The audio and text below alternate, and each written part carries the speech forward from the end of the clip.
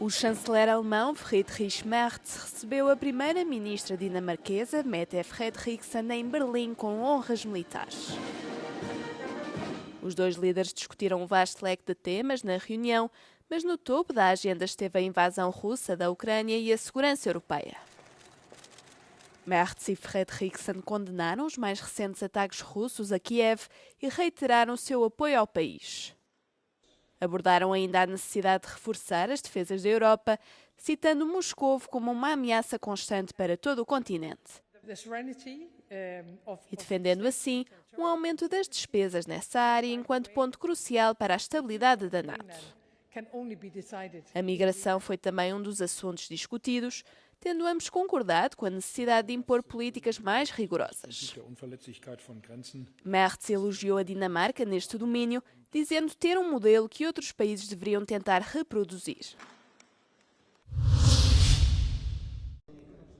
O governo liderado por Donald Tusk vai continuar em funções na Polónia depois da aprovação de uma moção de confiança no Parlamento. A moção foi aprovada com 243 votos a favor e 210 contra e foi colocada à votação pelo governo depois dos resultados das presidenciais que deram vitória ao candidato da oposição. Antes, Tusk respondeu a uma ronda recorde de perguntas colocadas por 269 deputados. Ja myślę, że bardzo wielu wyborców przyjęło z ulgą tę sytuację i uwierzyło na nowo, że jest trudno, ale nie jest wcale trudniej niż było i że dalej pojedziemy, ale musimy zrobić dużo więcej, żeby odzyskać pełną sympatię. Os políticos da coligação de governo não esconderam a satisfação. Premier Donald Tusk to najlepszy premier, który trzyma tę koalicję, nadaje jej kierunki. To oczywiście jest jakiś reset, jakiś nowy początek, to expose, za chwilę rekonstrukcja rządu, no bo przed nami wybory parlamentarne na horyzoncie. Jest jeszcze dużo czasu, no ale wiemy, że ta druga połowa urzędowania musi pewnie wyglądać trochę inaczej. Wyciągamy wnioski, idziemy do przodu, zakasujemy rękawy. Já a oposição não poupa críticas ao primeiro-ministro. Donald Tusk nie powinien być ani premierem, ani posłem, ani człowiekiem na wolności. Jak można zaufać człowiekowi, któremu się nie ufa? Więc jak można mu potwierdzić wotum zaufania, potwierdzić rządowi, któremu przewodzi? Szkoda Polski, szkoda tych kolejnych 2 lat. Depois desta moção de confiança, Donald Tusk anunciou uma remodelação do governo que irá acontecer em julho. O primeiro-ministro enfatizou que se trata de mudar a estrutura, que diz ser disfuncional, e garante que vão aparecer novos rostos. República Sérvia. Aleksandar Vučić visitou a Ucrânia na quarta-feira, naquela que é a primeira deslocação do presidente sérvio ao país desde a invasão russa. Vučić participou na cimeira Ucrânia-Sudeste da Europa, em Odessa, cidade atingida esta semana por um ataque aéreo russo. De acordo com fontes da Euronews, a participação de Vučić no encontro assinala o realinhamento da Sérvia com a União Europeia relativamente à invasão da Ucrânia. A Sérvia tem mantido um posicionamento neutro sobre o conflito, mas a recente visita de Vučić a Moscovo para o desfile anual do Dia da Vitória suscitou fortes críticas de Bruxelas. Muitos consideraram que a visita contradiz os critérios de adesão ao bloco e que esta poderia prejudicar o atual processo de adesão do país.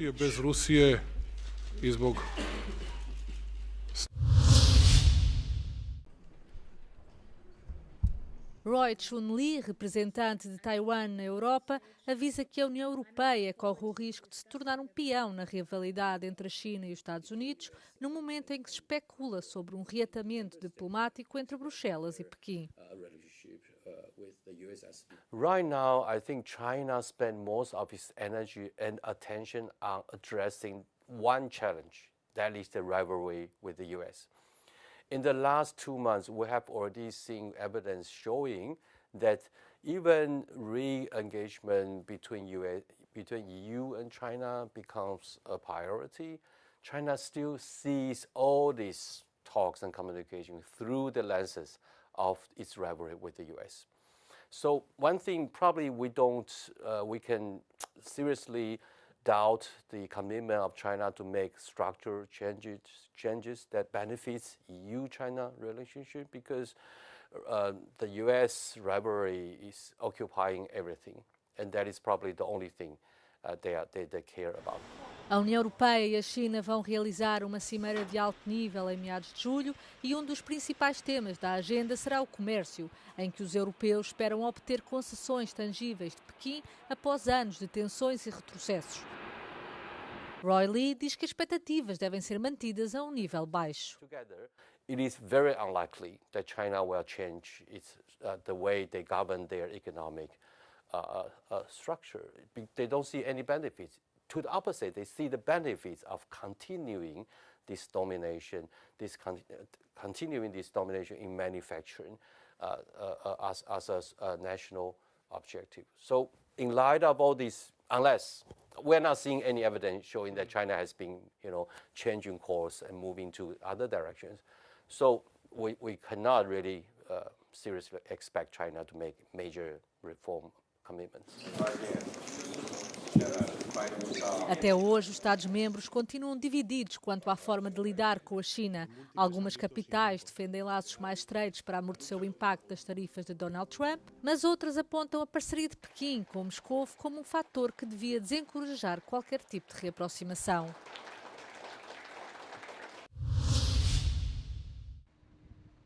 O Tribunal de Contas Europeu concluiu que a falta de dados cartográficos atualizados está a tornar ineficaz a luta contra os incêndios florestais no Bloco dos 27. O relatório analisa a forma como Grécia, Espanha, Polónia e Portugal utilizam os fundos da União Europeia para evitar os fogos. Embora reconheça investimentos significativos na prevenção, o Tribunal assinala que há pouco controlo do impacto das despesas no terreno. Por exemplo, verificou-se que na Grécia a lista de áreas propensas a incêndios tem mais de 45 anos. Foram analisados projetos financiados desde 2014 através dos fundos europeus estruturais e de investimento e do mecanismo de recuperação e resiliência. Os auditores constataram que os projetos selecionados para receber fundos nem sempre visam as áreas onde o impacto será maior.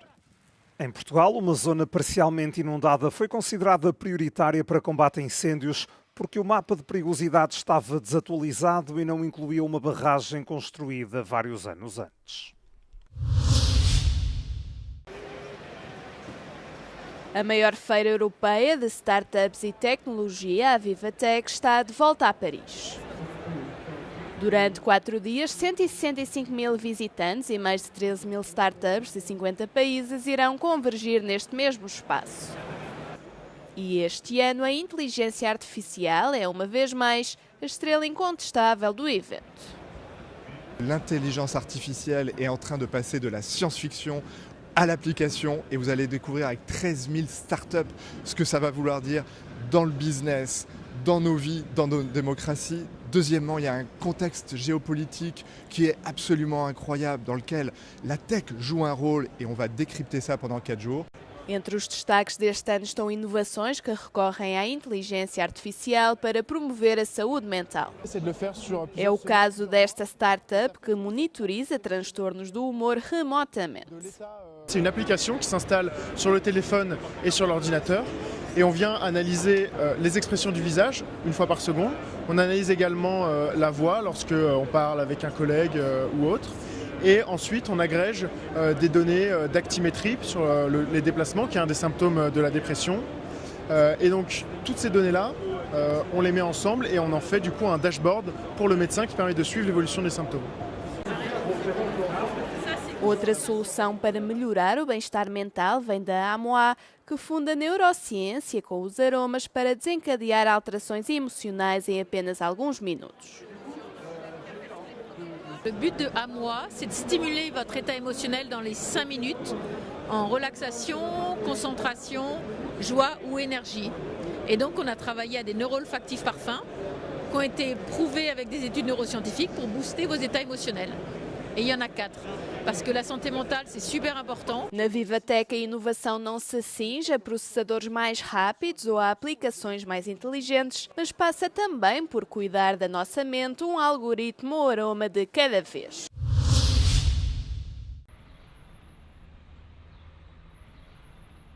O grupo alemão BSH, que detém marcas como a Siemens e a Bosch, anunciou o encerramento iminente de uma fábrica em Espanha. Mais de 650 postos de trabalho serão suprimidos e a produção poderá ser deslocalizada para a Polónia ou para a Turquia. Mas este não é caso isolado, já que Audi e Volkswagen também estão a apostar em deslocalizações. Por isso, alguns eurodeputados dizem ser necessário que o Parlamento Europeu adote medidas para combater esta prática e para apoiar a reindustrialização da Europa num contexto de desafios geopolíticos vários. Temos inestabilidade política, temos precios da energia que são altos, há incertidumbre económica. Está la guerra arancelaria de Donald Trump.